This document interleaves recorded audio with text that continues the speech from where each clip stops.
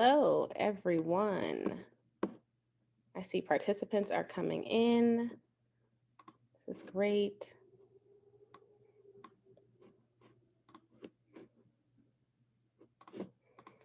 I would like to definitely welcome everyone right now. I'm very excited for this webinar today. We have some amazing speakers, and I could not be excited for who is about to be changed through this webinar.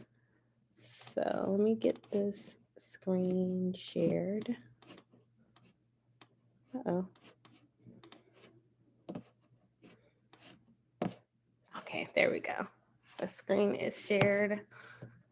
We've got some people still rolling in, so I'll wait a few more seconds before we get rolling.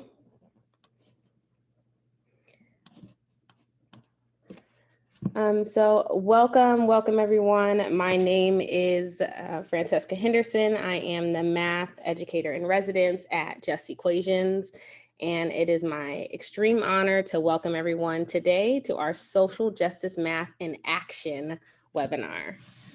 So today Today, before we start, I want to just sort of talk about some quick norms. I know we are all Zooming all of the time, so these norms are probably not new, but I would like to go over some of them. If you have a question, I know there's a Q&A button, but if you could actually put it in the chat, we have my colleagues are monitoring the chat and we can access the questions much easier there. So please use the chat feature for your questions. And you can submit questions throughout the webinar, and we'll get to as many as we can. And there will be about a couple of hundred people here today, so we'll try to get to as many of the questions, but just know that we're keeping a record of your questions, and we will have some follow-up after this webinar. So we're going to try our best, and if you all could work with us, that's really great. And please feel free to just share. This is also a community that we're helping to convene. So please feel free to share your experiences or challenges in the chat as we go on. If something that someone says speaks to you, please feel free to comment on that as well, just as we move throughout.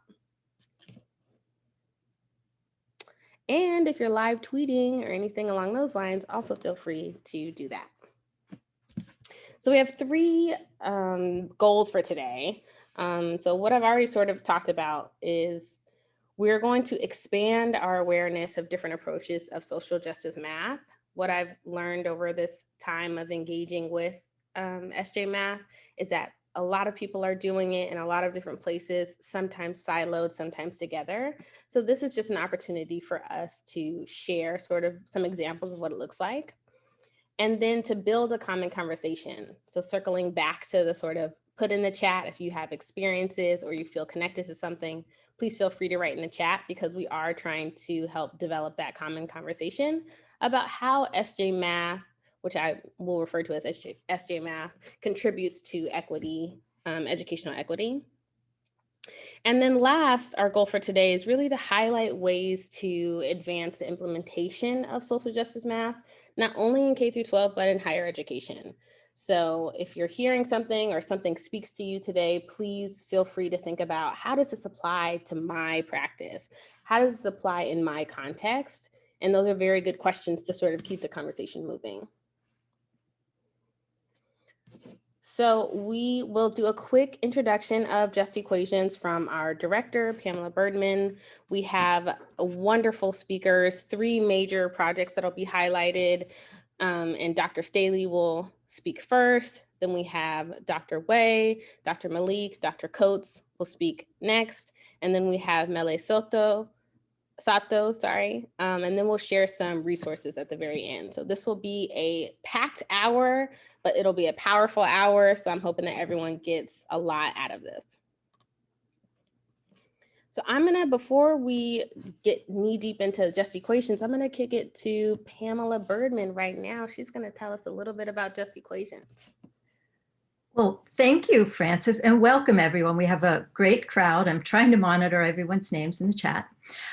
If you are new to Just Equations, a brief introduction. We are a 3-year-old policy institute, and we're focused on reconceptualizing the role of math in education equity. I am so thrilled that Frances is leading our exploration of social justice math, which is a topic I've been interested in for many years.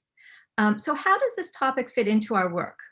We seek to build awareness and support for strategies to change, next slide, what we call the prevailing architecture of math opportunity. That's the slide before that.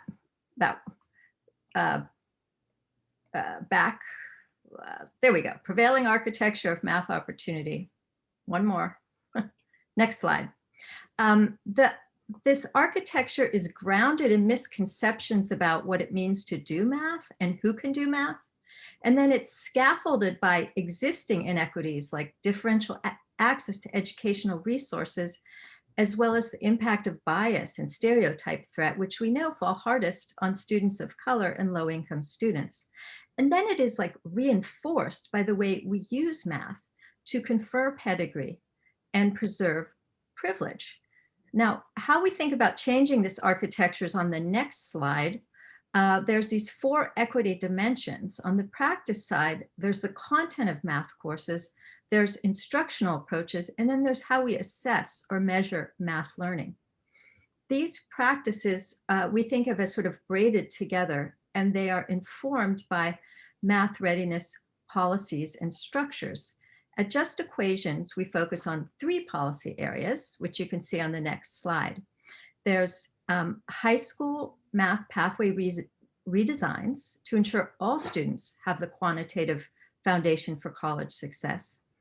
Post-secondary admissions and access policies so that we eliminate barriers to college readiness and success. And lastly, post-secondary math pathways that reflect 21st century needs and align with students' highest aspirations. So hopefully you see how social justice math threads across these areas.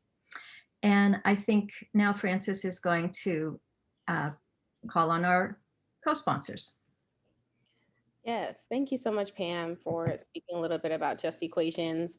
One thing that we know is that this work is not done alone, and we are so happy to be a part of a community of educators, researchers, policy makers, just a large collection of people who are also engaged in this work. And 2 of our co-sponsors for this webinar, who are very near and dear to our hearts and near and dear to this work, are here today. So I will start by introducing Diana Ceja from Todos, and she's going to speak a little bit about Todos and about why she's here today. Good afternoon to everyone. So excited that you're here joining us. We're excited and honored to be partnering with Just Equations and Education Trust West, and to be able to bring together a panel of practitioners and leaders who are going to help us advance our knowledge and our ability to lead the implementation of equitable and robust mathematics education programs throughout our country. We want to invite you to join Todos, which is an all-volunteer organization dedicated to advocating for equity and high-quality mathematics education for all students, in particular Latina and Latino students. So we invite you to visit our website after the webinar to look at our latest podcast, our blogs, our newsletters, our newest position paper, The Movement to Prioritize Anti-Racist Mathematics, planning for this and every school year. And to follow us on Twitter, Facebook, and Instagram. We would love to have you join our community. So welcome again, and looking forward to all this great learning. Thank you so much. Appreciate that. And we appreciate the work that Todos is consistently engaged in. And our second co-sponsor is the Education Trust West. And we have Rachel Ruffalo, here to speak a little bit about Trust West. Great, thank you so much, Frances. So the Education Trust West, if you are new to our organization, we are a research and advocacy nonprofit that works for the high academic achievement of all students at all levels, pre-K through college. And we really focus on research that exposes opportunity and achievement gaps, as well as solutions to closing those gaps. And really focused on multiple levers of change, including instruction, including structures and systems. So we're really thankful and honored to be co-sponsoring this webinar today with partnering organizations that we greatly admire, Just Equations and Todos Mathematics for All. Equitable access to high quality math has emerged as one of the greatest areas of need and one of the top priorities for EdTrust West. Over the last several months, EdTrust West has been actively involved in the area of math equity, including leading the development of a set of resources for middle school teachers called A Pathway to Equitable Math Instruction. And in partnership with many organizations, we've been engaging in the revision of the math framework in California. Our research over the years has consistently highlighted large disparities in not only outcomes in math for students of color and students from low-income families, but disparities in access to grade level college preparatory courses, access to credentialed and experienced math teachers, and access to curricular materials and pedagogy that affirm and nurture students' positive math identities. The barriers to math and math equity are multifaceted and often rooted in deep-seated racialized conceptions about who can excel at math. Therefore, the solutions must be multifaceted and address the instructional, structural, and contextual barriers that have kept many students of color locked out of math opportunities. So we're particularly excited about today's conversation about social justice mathematics, as this holds promise for really helping to build student engagement, agency, and identity within the context of mathematics. So again, thank you so much for the invitation to be part of this conversation. And we really look forward to this lively and timely discussion. Thank you. Thank you so much for that. I really could not have said it better myself. So thank you so much. We're very thankful to our co-sponsors. So we are going to just quickly actually take a couple of seconds. We're curious what interests you about social justice mathematics. And if you could write in the chat, just sort of what brought you here today, what interests you about this work, and it would be some good information as far as building our community. So if you could go ahead and put in the chat, just what interests you, what brought you here today. We have empowerment, interest in curriculum. Math instructors inspire. That's very true. Great learning. Okay, some practical ways. Okay, latest developments in the field, engaging students, relevance. So I see a lot of relevancy, practical, mathematics, empower. I've seen this word a couple of times. We want to empower, which we can definitely do. Investigate curriculum, policy and curriculum. Our current state in society makes this even relevant. Rachel spoke to that a little bit already. Awesome, thank you. And as we move through this webinar, if you think of other reasons that sort of make you excited about social justice math, please feel free to also put it in the chat. As we go through, feel free to share your experiences or any challenges as well. And we're gonna go ahead and get started with our first speaker today, who I am so happy to introduce, Dr. John Staley. He is the coordinator of special projects at the Office of Data and Analytics, Design and Research, Accountability and Assessment in Baltimore County Public Schools. He is the co-author of NCTM's High School Social Justice Math curriculum, and he really worked with a lot of math educators all across the country to put this book together. And I'm very, very excited to introduce him. And Dr. Staley, you can go ahead and share your screen. Does it allow you? Let me go in and say hello. It says you cannot start share your screen while others are participant. Here it goes. Here it comes. Screen 2. That's always the tricky part, right? Well, good afternoon, everyone, and so excited to be here. So excited to really go in and say what I need to say so that I can listen and learn from the other speakers that we have on the panel today. Thank you for this opportunity to Just Equations. Thank you for this opportunity, Education Trust West, and also Totos. Excited to be here and also excited. I invite you to connect with us. And when I say us, I'm talking about not only the authorship team, the lead authors of Barry, Conway, Lawler, and Staley, but also the 30 plus educators who contributed to this book. This book would not be here. It would not be in existence if we did not have teachers at all different levels, high school, university, reach out and share their lives with us through sharing their stories through their lessons. So with that, let me go on, and as I mentioned to you, what we're prepping for today, talking with Frances a couple of weeks ago. She said, share about the book, um, where did this idea come from, give some advice for using it, and what are my beliefs and its significance to the work that I do. And so what I'm gonna try to do is fuse those together. Here's the lead authorship team of what you see here: Dr. Robert Berry, Dr. Brian Basil, Dr. Brian Lawler, Dr. Basil Conway, Dr. Brian Lawler, and myself, John Staley. The idea came from Basil.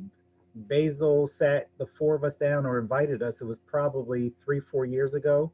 It was in between the transition of me going off as being NCSM president, Robert getting ready to come on. I think he was either president elect or getting ready to go into his first year.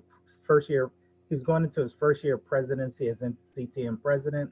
We met in between sessions at the conference, NCSM's conference, had a nice lengthy conversation about this project with Corwin, Aaron Knoll from Corwin, because Corwin and NCTM are co-publishers on this book.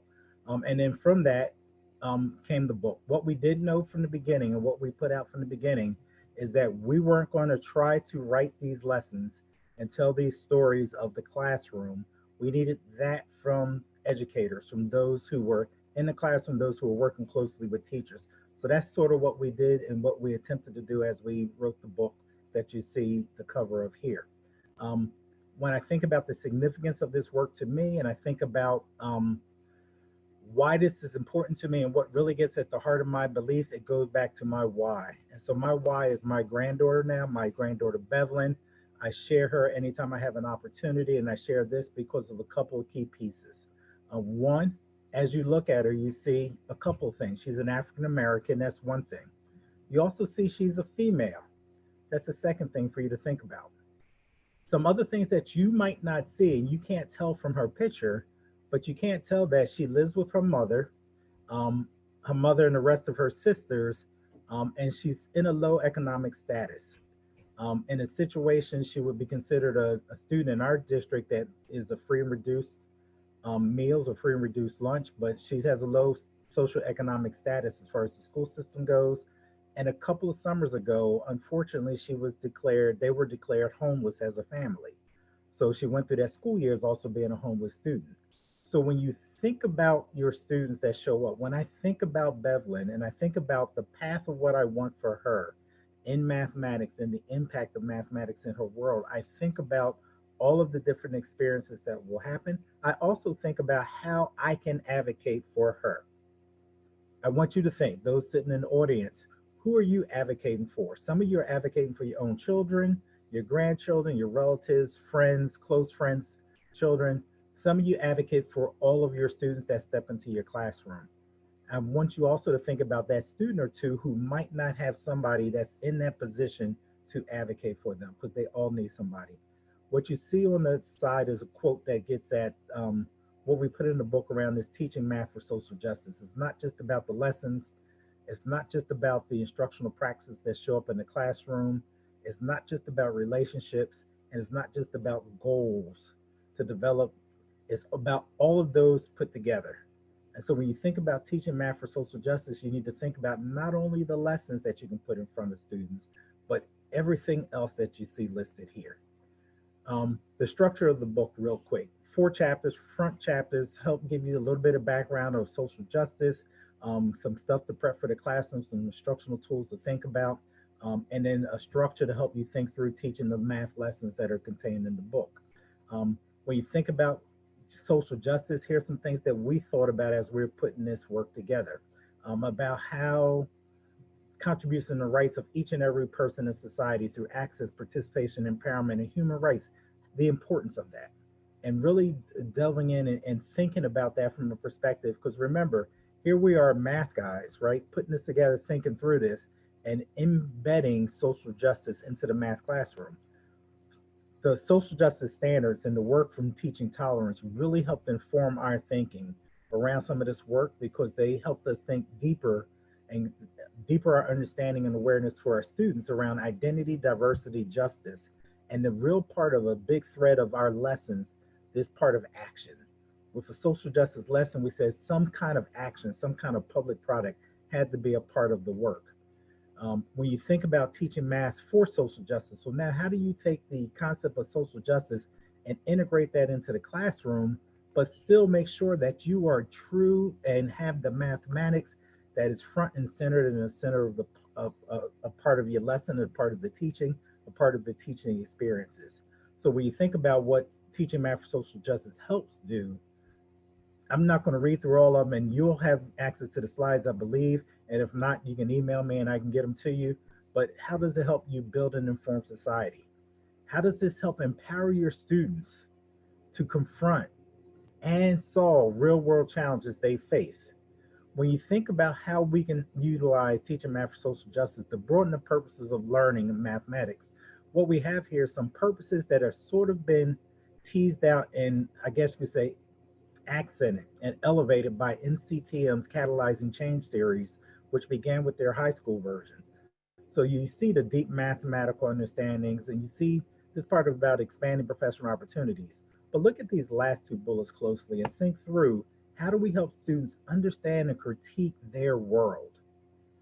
And what I want from my granddaughter Bevelyn and what I want for every student I've ever taught, and for those students who continue to engage in math, for them to experience it in such a way that it brings that wonder, joy, and beauty, that they see that coming through the math, that they see good experiences.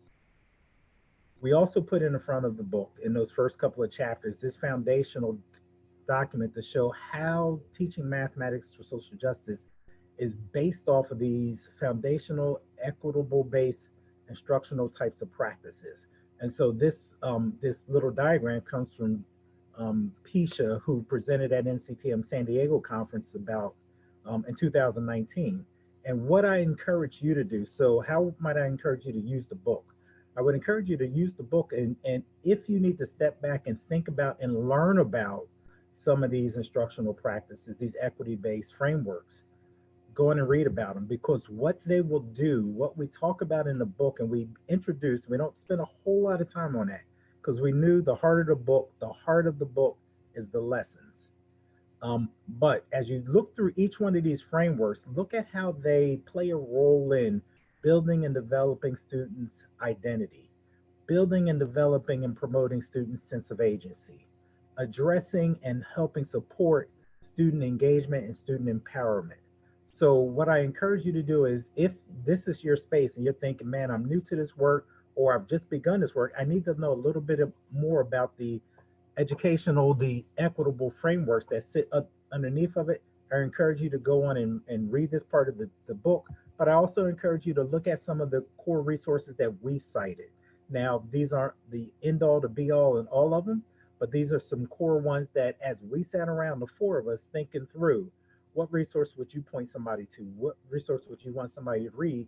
Here are some of the resources that we point to. Here are some of the resources that we will share. And we know there are many more that have been built and developed and that are out there in the field to look at. Also in the front of the book, what we want to try to do is help teachers in the classroom be able to use these lessons and teach social justice lessons in the classroom.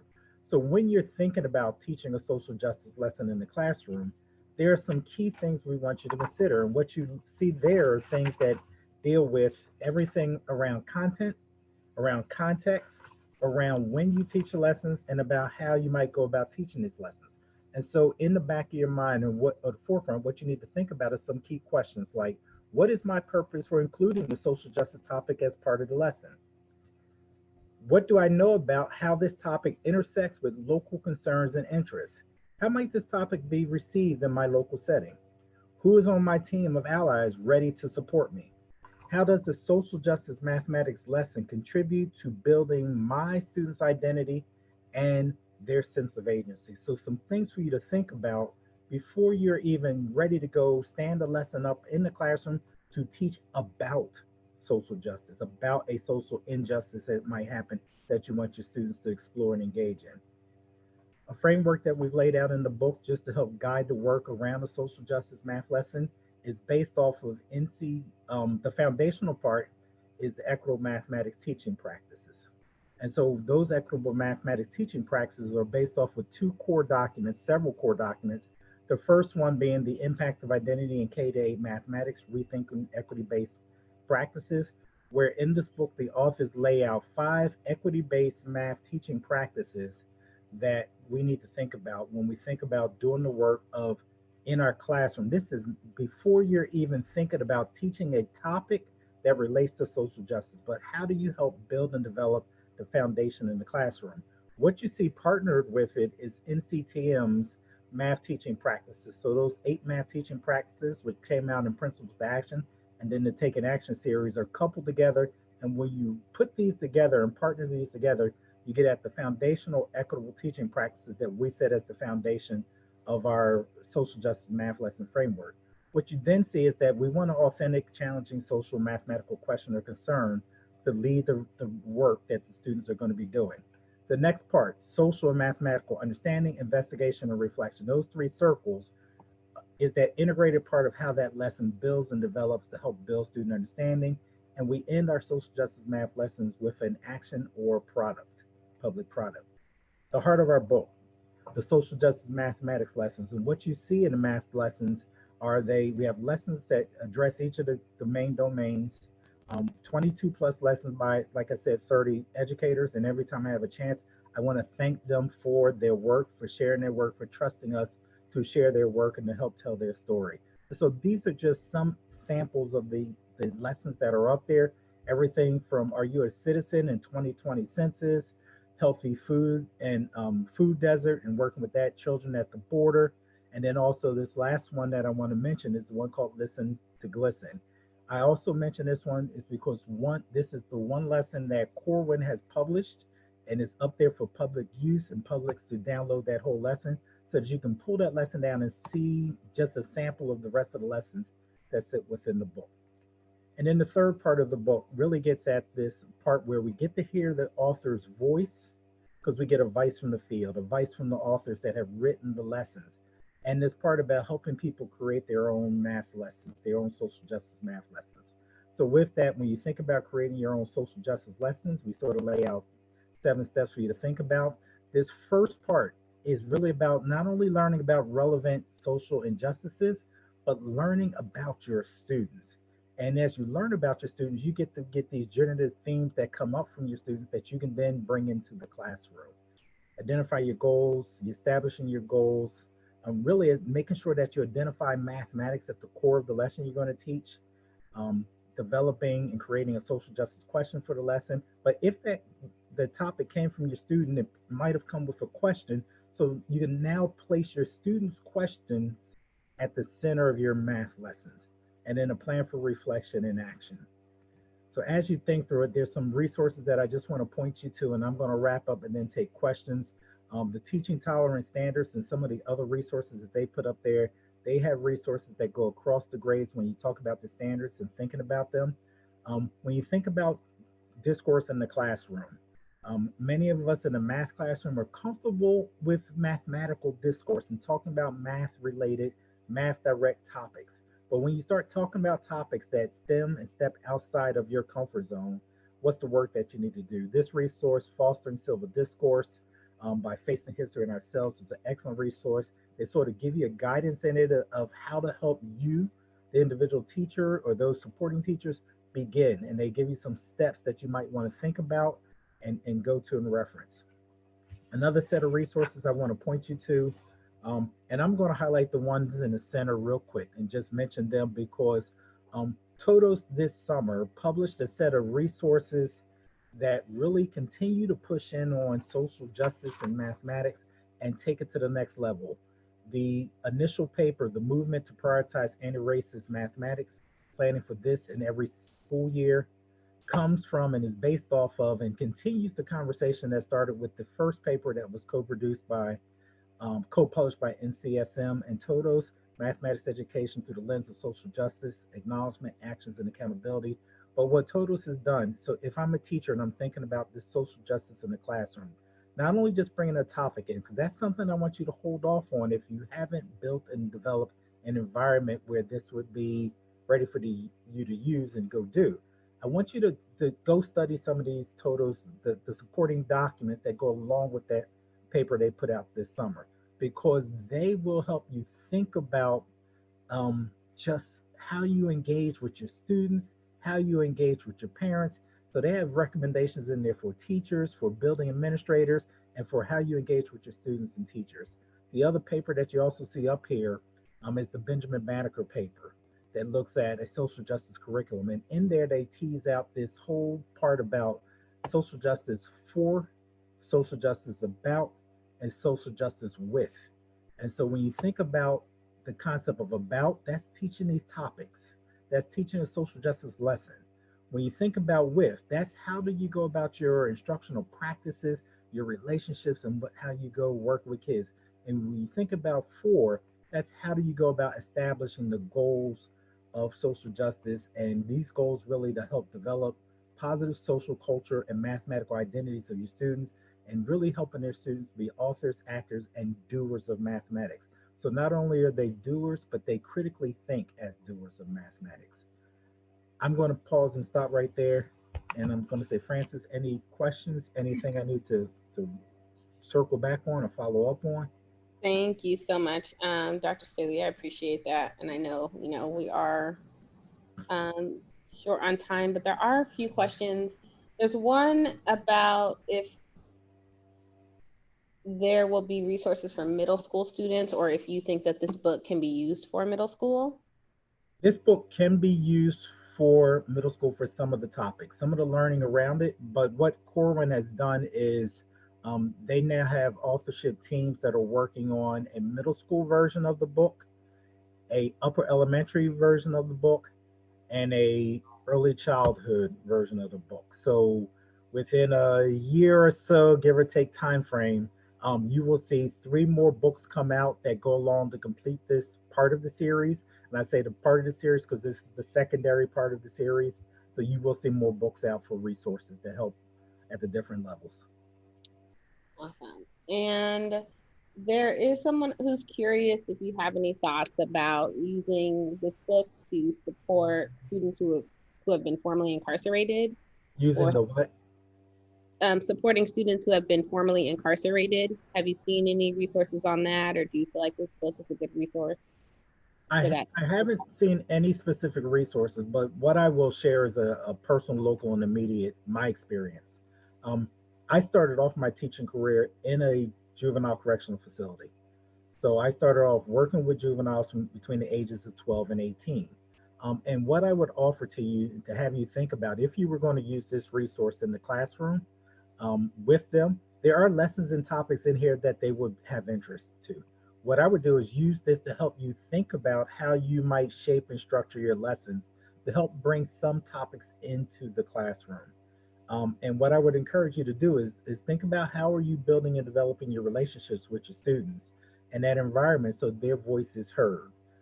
Because you have students, I had students that were in that age range of 12 to 18 that were excellent problem solvers when it came to thinking through things. Okay, the math skills they needed some work on, but man, to really critically think about some things, they were survivors and they were thinkers. And so what I would offer to you is that you have some lessons in this book that would be you would be able to drop them in. But like I would say for any lesson that's built and developed out there by somebody else, you have to think about your context and your setting. And does that lesson, that topic fit into your setting, or do you need to adjust it? And if you need to adjust it, the lessons might serve as a good framework to help you shape something else, bring the topic in that relates to your students that they would be of interest to, and then you can go from there. Well, thank you so much, Dr. Staley. I appreciate your presentation and your thoughts. And we will definitely be sharing these slides and sharing the recording after this. So just know anything you see on here, you will have access to. And I'm going to, uh-oh, what happened? Oh, here we go. I'm going to introduce our next speaker, and I'm hoping that each one of our next speakers can introduce the one who comes after them. Since there's 3 of you. So first up, I think we're going to have, I have to do that. Dr. Lori Beth Way. And so these are 3 wonderful educators in San Francisco area and have been working on social justice statistics, specifically in their college setting. So Dr. Way, I will let you start off. And did you need to share your screen? I think Savi's going to share for us, Okay, Dr. Malik. all right. So hi, everyone. It's nice to be with you. As Francesca just introduced, I am actually the Dean of Undergraduate Education and Academic Planning at San Francisco State. I'm a professor actually in criminal justice studies, not math, but math instructors, as I said in the chat, inspire me. So I think, Savi, you want to do presentation view? But I will get started. So this work, how we really kind of got started in this at San Francisco State was that we have in the CSU a graduation initiative that really looked at trying to reduce equity gaps, both racial equity gaps at the graduation, as well as whether students are Pell eligible or not. So both around income, economic class, and racial disparity. And I'm hoping, Savi, thanks. So when the GI 2025 initiative came out for the CSU-wide, one of the things that they asked us to focus on was quantitative reasoning courses, which is a general education course, and really to look at how our students were doing. And honestly, throughout the system, they were not doing well. We have some of our highest failure rates in quantitative reasoning classes. And so they wanted us to think about how we could create change in that area of the curriculum. So one place that I looked as dean at San Francisco State was, where are we doing a really good job? Where are we having places where students, we're really reducing the equity gaps, that students of color are succeeding at very high levels, that we have faculty who are highly supportive and innovative around curriculum that best takes the context, as we were just hearing, of our students into account.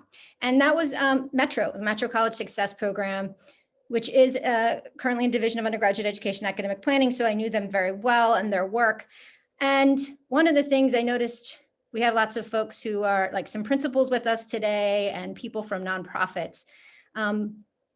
Money is very tight right now, but when we do have money, it's great to be in these kind of positions to say, where can we support innovation? Where can we support people who are doing good work for our students? And so Metro is where I turned. And I basically went to Mary Beth Love, the executive director of Metro, and Dr. Savi Malik, who will speak next, and said, is this something you might be interested in doing? Would you be interested in developing a quantitative reasoning course, given the success that you have had with our students? And they were up for it. And I was very, I'm glad to see that, and you'll be able to see the fruits of their labor.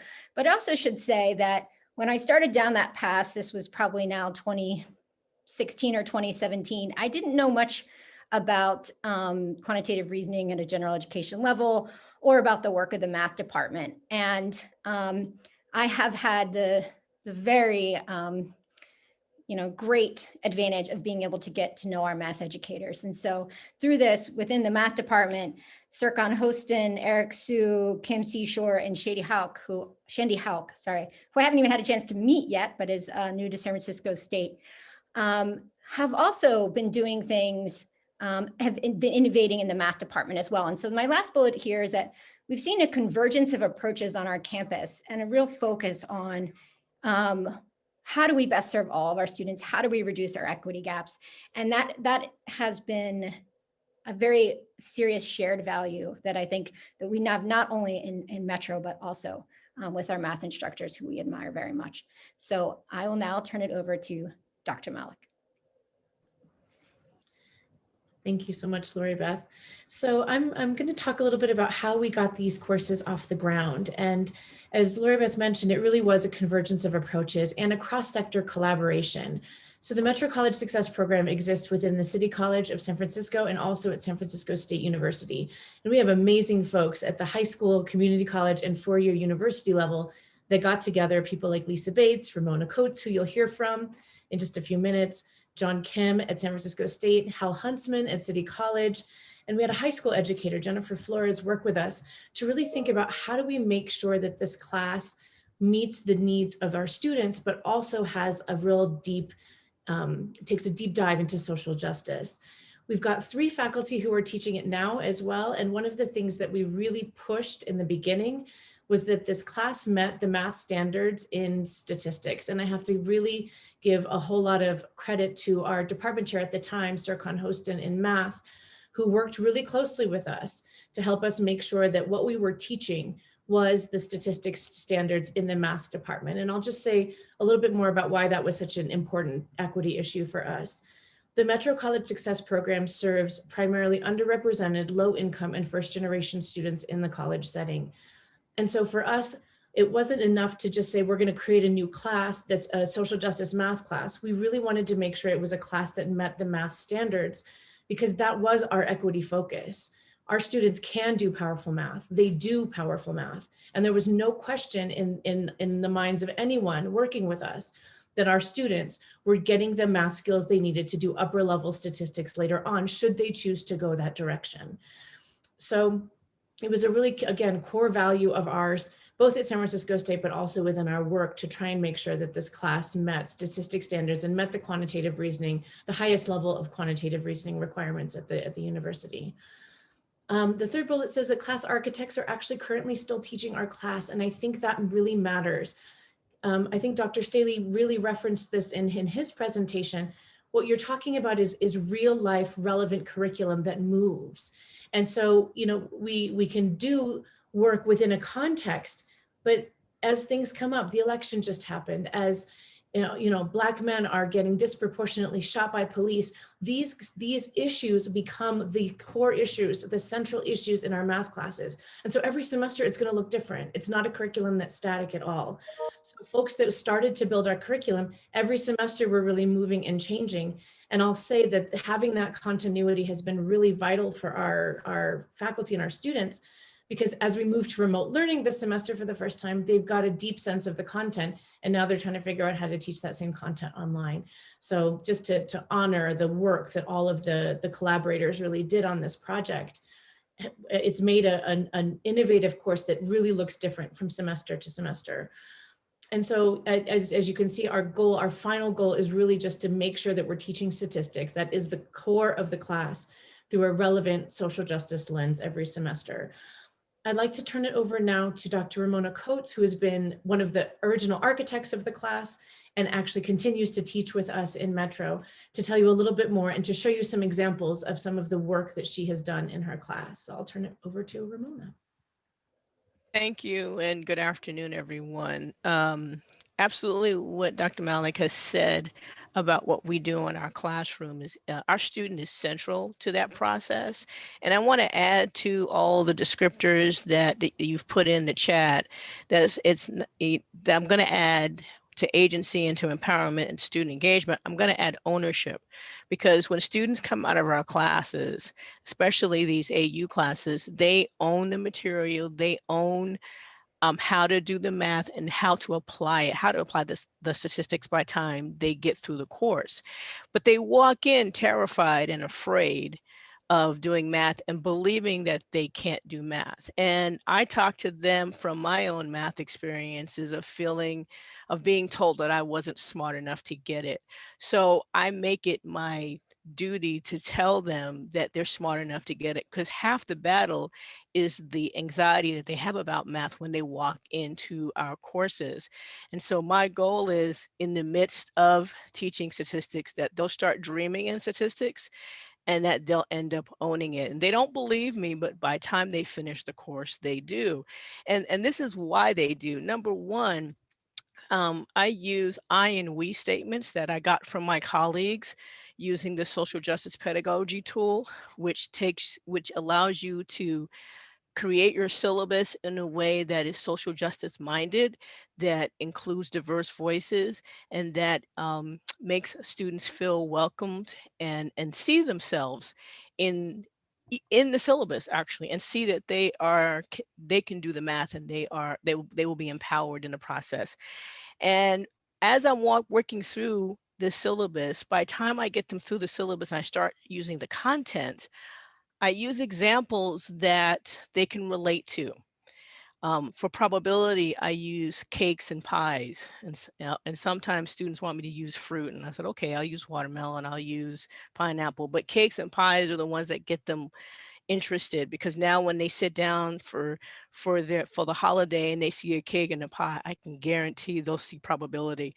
I use examples like the three-legged race to talk about correlation and correlation relationships. I use the median that we see when we get on the freeway, that divides the freeway in half, as a way to understand the concept of central tendency.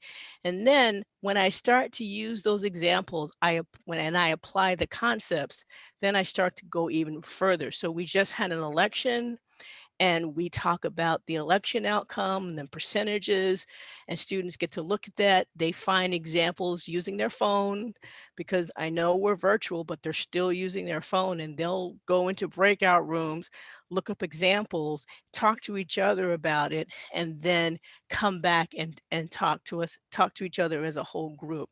I also use low stakes exams and quizzes, because I want them to feel that they can do the math, and that they can learn it. So I don't try to do high stakes exam, I do low stakes. So 10% of the course is on exam. So each exam and quiz are worth about 10%.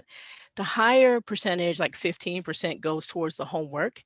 And I assign homework where they get the answers, because I want them to see the answer and then figure out how to get the answer. I'll give them the answer, but I want you to show me how to get the answer, because I feel that they need to be able to process how to get the answer and how to work it. My motto in the classroom is, even on virtual, is you don't know where you're going until you get the directions on how to get there. So I always show them steps, and then they show me steps.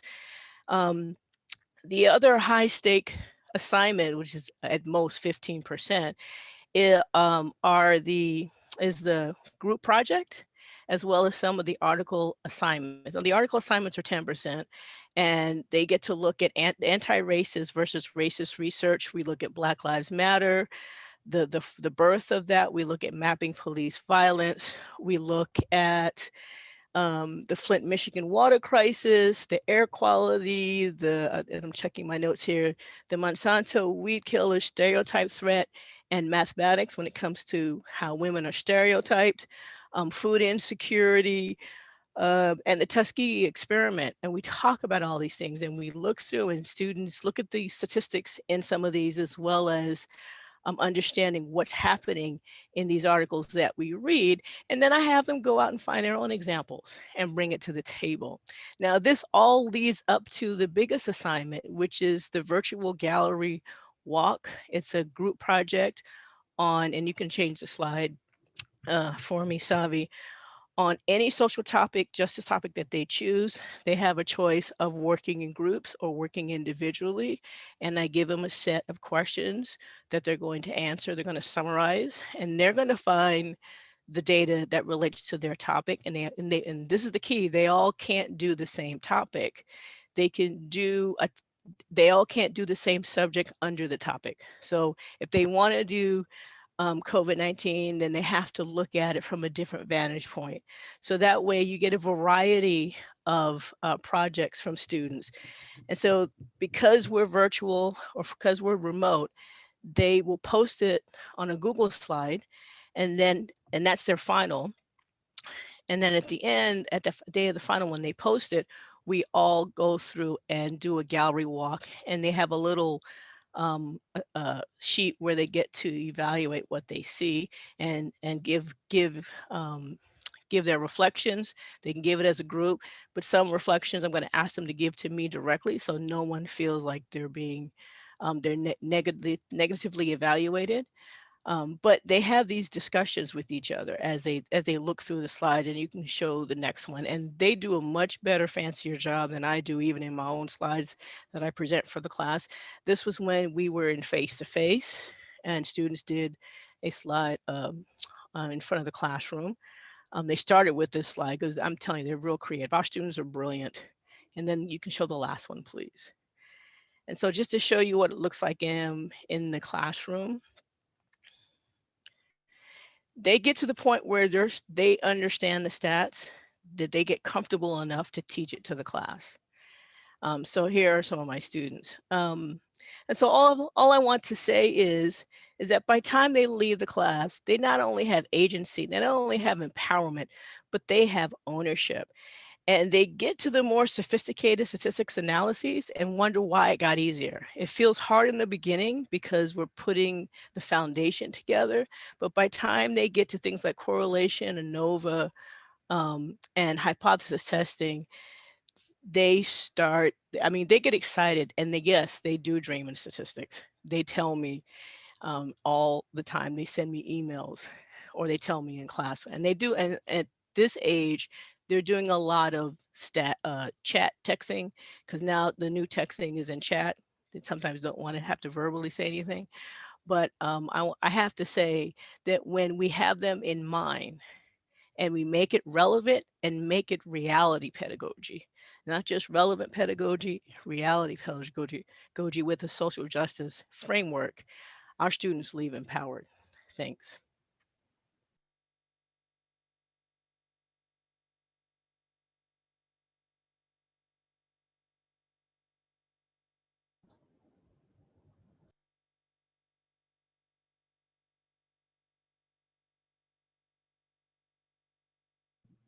I'm muted. Can you hear me? Sorry. I said we're a little bit tight on time, but I just really want to appreciate Dr. Coates, Dr. Malik, and Dr. Way. I appreciate you all for speaking today. I'm going to ask everyone put their questions for them in the chat, and we'll try to get some questions answered directly in the chat, because we have another speaker who is Mele Sato, and she is speaking for the K through 12 experience. And I would like to go ahead and let her share in our last 8 minutes. All right, I will try and make it in 8 minutes. I think it's around that. All right. Thank you, Fran, and thanks Just Equations for having me here. I'm so excited. Okay, so I'm hoping to have a conversation about what does it take to be a social justice math activist. And as she said, I teach at High Tech High Media Arts, and I'm looking forward to sharing some of my experience and what I've tried with and done with my students. So this question, what does it take to be a social justice math activist? I have to include myself in this question. I think when Dr. Staley was talking about his why, my why is my students, and I think I've grown in activism because of my students, and strive to continue doing that with them. I think it takes considering how to make their lived experiences, their own knowledge of their communities, their individual and collective, and creative thinking skills more meaningful and relevant to what it means to be a successful mathematician, and change that narrative. It takes reflecting and asking questions constantly throughout your teaching practice. Like, what am I missing and not noticing about my own community, right? How can I start to listen to my students and learn from them about what they have observed in terms of injustices? And lastly, how can mathematics be a vehicle for social change and empower students to act on inequities and injustices they observe in our world? To do that, I think it's important to remember that mathematics is not just a tool for understanding and interpreting, right? But it's also a tool for influencing and changing society. And students have the capacity and the ability to do it now, to use mathematics to transform society, right? They don't have to wait until when their real life starts. So I think it's then about how do we create that environment and curriculum and space and safe space for students to feel like they can do that. And I think it's important to say, let's not forget about teachers, because teachers have to feel it too. Because teachers' mindset, as we know, I think, shifts student mindset. The more passionate you are, that translates to your students. I think even like through all of this, right, there's still room for math that is beautiful, for math that sparks creativity and joy, for math that influences a student's creative thinking and problem-solving skills, so that they can gain access to higher institutions and then create that change once they have that access. Oh, I lost my spot. Okay. And I think it's important to remember that this is something that we are doing with and not for our students, and with and not for my colleagues. In collaborating with my colleagues and engaging students in social justice math, I need to know where students and teachers are at, right? Because shifting mindset's hard and involves a lot of listening, a lot of empathy interviews, a lot of collaboration, and allowing and providing and creating that space with students to have that open and trusting community. And remembering that social justice mathematics is a means to address the significance of mathematics in our lives and those of others, which directly impacts student identity. The more they're engaged, when they know they're working to solve a problem that doesn't just have an answer they can easily look up in the textbook, they are owning, right, that mathematics and creating their own mathematical identity. And lastly, I think this is so important. I feel like math teachers so rarely allow themselves to not be the expert. But it's often in these moments when students are empowered to learn math. I've found when working with my colleagues that shifting teacher mindset doesn't work if I just give them a social justice math problem to do with their students, that we have to create it together. That teachers have to also be invested and interested in learning about the context, in the same way that it's really hard to follow someone else's script. And they have to allow themselves to be vulnerable, which is hard and kind of scary. But that vulnerability removes status and brings in problems and dilemmas that have real consequences and outcomes. Because myself, teachers, students, and mathematics all have their own relationship with the community. Every year at our school, we do a youth truth survey just about our classroom community, our content, and our school community as well. And for a number of years, math teachers would always get really negative responses that hurt every time, from students to the statement, "This class is relevant to my life," right? So in response to that feedback, we really took a moment and asked, what is going on in your life, right? And what do you care about? And for most of them, their responses were, well, my family, my community, my neighborhood. So then what do we notice from looking at data in their communities? This context, which is part of a report about racial profiling in San Diego Police Department, was published at the beginning of 2020.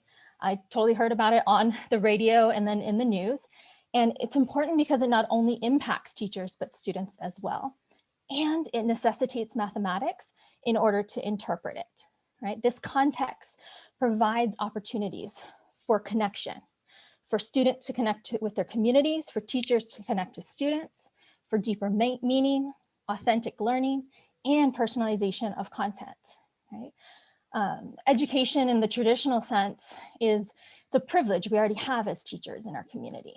But I think if we don't continue learning ourselves, then as Elena Aguilar points out, we run the risk of replicating the status quo and perpetuating systems that haven't served all children. And that the authenticity of a project, right, or activity has to be felt. You can't just tell a student, well, this is relevant to your life, so do it, right? It has to be felt by them. And that means the teacher needs to have had that same authentic learning experience. So part of that, like I said, is listening to students and asking them about what they are bringing to the conversation and what they want to know more about. Asking them about their identity. Jot down some words that you would use to describe yourself. Consider what's important. What makes you you? What is your current understanding about this topic on government and voting and electioneering? Make sure you include any ideas that are pre-existing or what you've learned, right, in class, in school, that you've learned from other places like community and family. Okay? And so what? Considering that prior knowledge and your identity and beliefs, how could this influence your perspective on this topic? And then of course, what do you want to know about, right? This entire project doesn't have to be scripted in detail because it should be responsive to the students in your classroom. Like I said, part of that vulnerability is being a participant and naming that you're not an expert. I think there are definitely aspects of the content that one should be well versed in, but I think it's okay to do a project or activity on voting and government and not have a PhD in political science, right? Remove your status and join the circle, right? You are a learner too, and that everyone has something to add and their words are just as, if not more important as yours. I often look at something with my students that they know really well in a different way and ask 2 questions that can often be so powerful in bringing together mathematics and human connection. What do you notice? What are you wondering? I'm always surprised and just impressed with students' ability to find their own mathematical interpretations and observations. And it's always a reminder to me to step back and withhold my teacher input, right? With maybe the exact words that I'm looking for. They'll often, pretty much always, exceed my expectations. And then, as Dr. Staley pointed out earlier, in addition to asking, what do you notice? What are you wondering? We need to not be afraid of our history and the humanities and their role in a mathematics classroom, which means we need to read and write in mathematics, okay? Because this work isn't over. This map you're looking at is from 1936, and it's nearly identical to the socioeconomic maps of San Diego today, which means we need to use mathematics to empower students to analyze these kinds of inequities, interpret, transform, reform, and recommend. What is that action that they are going to take? How are they going to activate each other and others and their community as well? For me, mathematics has always been about human connection and connection to one's community, because that's where I feel like we will have the most influence, because we're all mathematicians. Thank you. Yay, thank you, LA. Thank you so much. I appreciate that.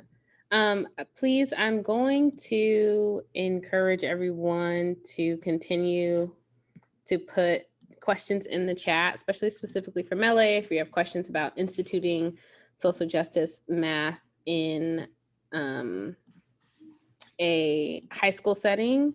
And then we are going to wrap up here. I just have one more thing to show you all. So please ask questions to Mele in the chat if you have some specific ones for her. One thing I'd like to know is a part of this beyond and in addition to hearing different ways that people have conceptualized and implemented social justice math and connecting with one another through the chat, which has been very lively and I appreciate, is sharing resources. So a lot of our speakers have put resources on their slides, which you will also get after this webinar, but we also have resources on our website where you registered for the webinar. And I have some resources here in this slide deck, which you will get. We have downloadable lessons. We have, links to the book. I think Dr. Staley had a couple of books which are also on our list, and links to where you can purchase them. So I just want to thank everyone so much. I know I'm sort of rushing, we're losing some folks. So I want to make sure that everyone knows Just Equations. You can follow us on Twitter. You can sign up for our newsletter. That's the best way. If you want to get these resources, the recording, make sure that you're signed up for our at justequations.org. because we're going to be sending these resources and materials out. And we're also having a convening or future events. If we have future events, you can also find out about them through signing up for our newsletter. Pam, is there anything you want to add before we sign up? You're muted, I think. Someone asked if they were automatically signed up. No, because you have to give us permission to sign you up. So we're not technically supposed to sign people up automatically. So please just add your name on our website if you want to be signed up. And as I said in the chat, we are I'm so glad we were able to host this webinar because it's a topic we've been wanting to think about more, and we will be continuing to work on this subject, especially because there's so much interest in how these kinds of approaches to math can really help us rethink the math experience for all of our students, you know, in high school as well as college, to contribute to their learning as well as being participating citizens in our democracy. And I meant citizens with the small c, not a capital C. Okay. Okay. And a special thanks to our panelists today. Honestly, you have just blown our minds and showed us what's possible and what's practical. And we really appreciate your time. You all have been amazing. And I don't know if you're looking at the chat, but people in the chat are also saying thank you to our wonderful panelists. So thank you, everyone. I hope you have a great evening, and thank you for coming.